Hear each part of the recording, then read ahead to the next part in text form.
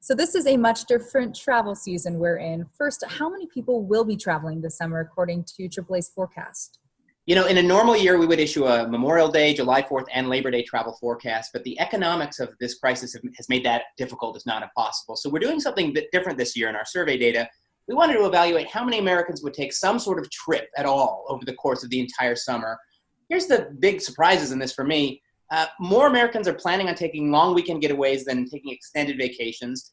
They're mostly doing it by car. The car is really coming back in a big way. And they're increasingly deciding to go 2 days to 7 days before they actually go. They're just packing up the car and getting out of town. That's a significantly shorter period than we normally see. So by the numbers, we think from July 1st through September 30th, Americans overall are going to take 700 million trips, which sounds like a lot, and it is a lot, and it's a good sign that things are recovering. But over the same period last year, Americans took about 860 million trips. So we're looking at a decrease of around 160 million trips made by Americans.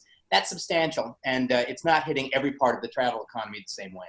A lot of road trips, though. We have one in the books, actually, too. So were there any other surprises in the data that you noticed? Yeah, the way it breaks down among industry was pretty shocking to me. So total air travel is down by 75%, from 58 million trips to 15 million. Travel by rail and by cruise and by other methods, that's down 85%. But if you look at the road trip, a lot of Americans have the same idea as you. Automobile trips are down just 3.3% overall, indicating that if there was ever a summer of the road trip, it's this one, and that many folks who maybe in years past would have traveled by plane or train or cruise line, they're saying, you know what, we're going to pack up the car and go, because they perceive the car as a way to stay safe given the health challenge. So that's a surprise.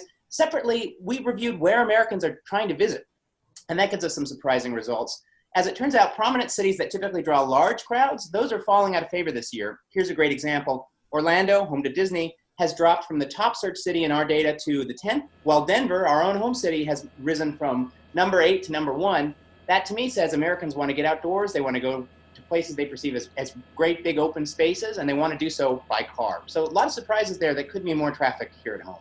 And last question, what does that mean for traffic? How can we all stay safe this summer? Good news and bad news on this. The good news is that the country's top 20 metro areas, including Denver, are going to stay well below typical congestion. Although they might rise to normal levels, meaning they'll be below the summer highs, but about what you could expect in a daily commute. So in Denver, for Denver specifically, we think there's about a 50% chance travelers are going to juice up traffic to where you might see it on a regular weekday. That means you should pack your patience and come prepared. Know that it's an unusual travel year. And then there's just some real simple advice here. Check the CDC's data tracker. Make sure to pack face coverings, gloves, cleaning supplies, everything you need to abide by public health orders in place where you're traveling to and through.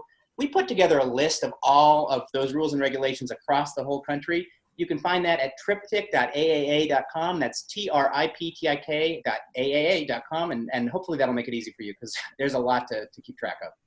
Really smart. Skylar, thank you so much as always for the great advice.